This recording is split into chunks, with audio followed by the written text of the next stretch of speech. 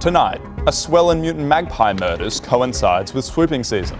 A new outbreak of knees and toes disease has emerged in the country, an alarmingly deadly strand of the Head and Shoulders variant. From the most trusted and only news station, this is Apocalypse Now. Good evening and welcome. I'm Chuck Newkman. And I'm Anita Socks. Our first story of the night, the mask mandate is back on, having once again been reinstated for the entire country. The Provisional Emergency Government, now entering the 17th year of its 2-year emergency term, has returned to the mandate after a cloud of black carbon blew in from the north. Residents are advised to stay inside, but if you do need to go out, remember to wear a mask and avoid breathing in any radioactive toxins. Reinstatement of the mandate has also sparked anger from notable anti-mask movement, the Anti-Radio Alarmist Society of the Enlightened, better known simply as ARSE, who have taken to the street in protest of this decision. Many of these apostates claim that masks are an obstruction to their rights and ability to breathe. The leader of ARSE, Nigel Trentworth, has been vocal, in particular about his beliefs in the exaggerated dangers of radiation. Apocalypse Now approached Nigel for comment, but we were informed that he is currently unavailable due to a stomachache he states is definitely not related to radioactivity. Yes, our thoughts and prayers go out to Nigel and his arse. Now onto the weather. Today we have John Fawcett with the day's forecasts. How are you over there, John?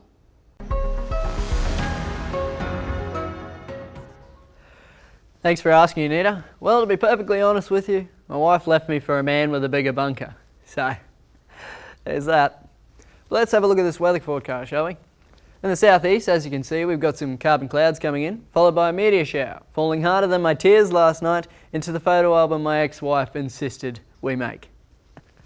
And as you can see in the north, we're experiencing a low-level solar flare of only 60 degrees, with a UV level of 16. So if your partner can still stand the sight of you, why not take him for a romantic getaway up and down? But wait, there's more. Towards the west, you're going to want to stock up on those lead umbrellas, because we've got some acid rain coming in. Looks like a great day to pop on those hazmat suits and jump in the puddles with your kids. Too bad some can't have any. And in the south, we have some normal, stable weather that is totally in control of its emotions. But stability is not for everyone. Some say it's too boring and stole the best years of her life. Thank you. An insightful weather report as always, John. Now on to our top... Is it too much to ask? John. Just to feel warm again. John. I miss the sound of her singing voice. If I could turn back time. We're going to cut to a break. If I could Please don't go anywhere or you might not make it back. I'll take back those words that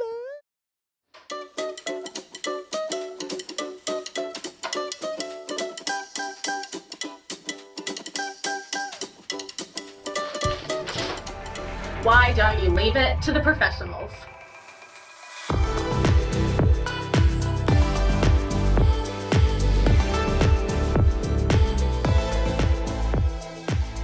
On Point Media Solutions for all your printing, graphic design, and marketing needs.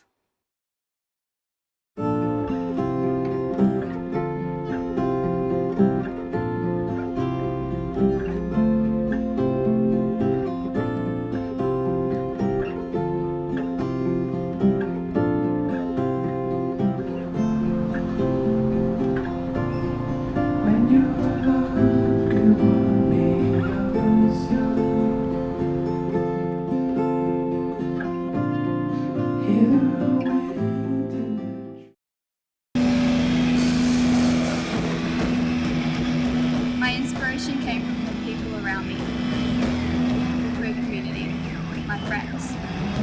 Everything around me just feels very straight. And there's not a lot of queer representing brands out there that do this. They aren't just about the designs.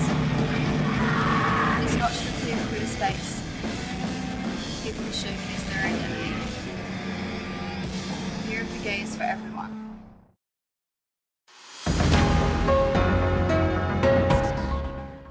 Welcome back to Apocalypse Now. Temperatures in regional Queensland are skyrocketing after a fissure in the earth has opened up all the way to the Earth's core. Locals are baffled by the occurrence, but the incident has not come without opportunity. Let's cross over live to our first correspondent, Janine Geiger, who's on location at the fissure. Janine, what can you tell us about what's been happening since the hole emerged?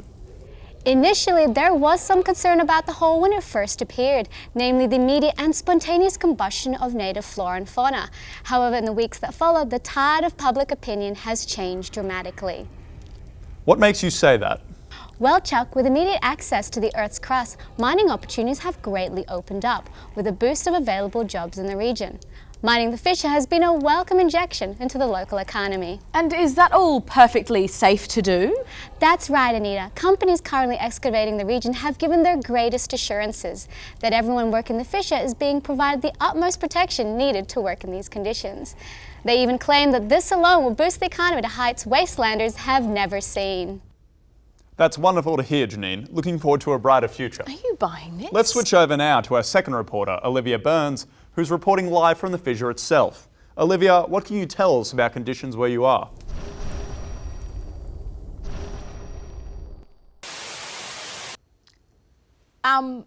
Well, I'm being told we're going to a break. Don't go anywhere. We'll be right back with our top story of the night.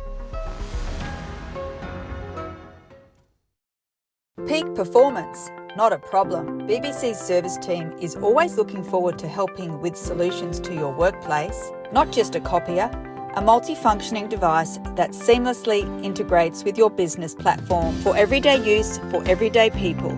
Visit our showroom today.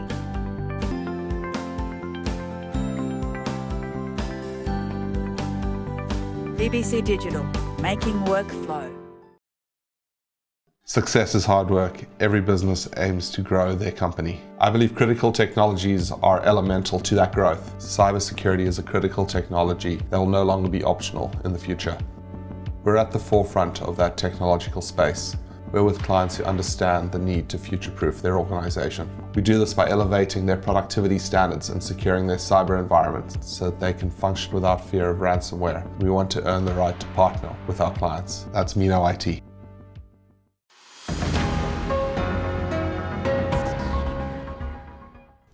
On to our top story now. Recent pressures mounting on the zombie population of Australia has seen much unrest and disruption coming from the horde in recent days. Many Walking Dead living on the East Coast are expressing their resentment over the struggle to scrape by under rising costs of unliving. Many are now voicing their concerns for the future of undead residents, unable to cope with these changes. Joining us now in the studio is Ross Rotz, spokesperson and representative of the Undead Horde, expert on all things pertaining to, have risen from the grave. Ross, thank you for your time today.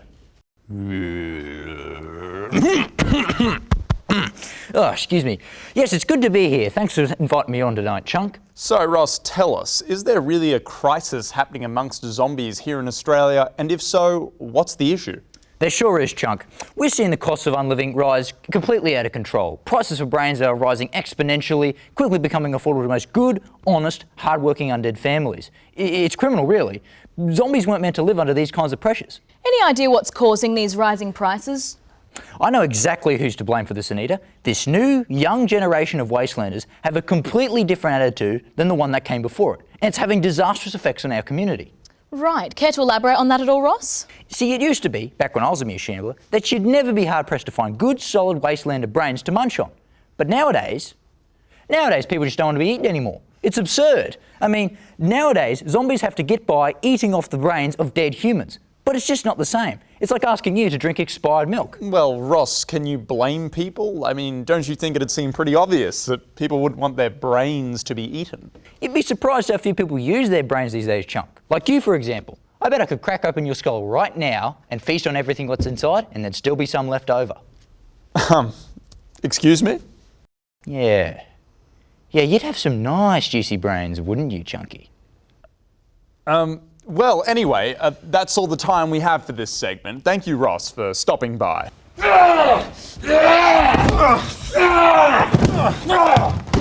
Thank you for watching the programme. I'm Anita Socks. And I'm Chuck Newton. And this has been Apocalypse Now. You knocked all of his teeth out. Well, now he's just gumming me. This is somehow worse.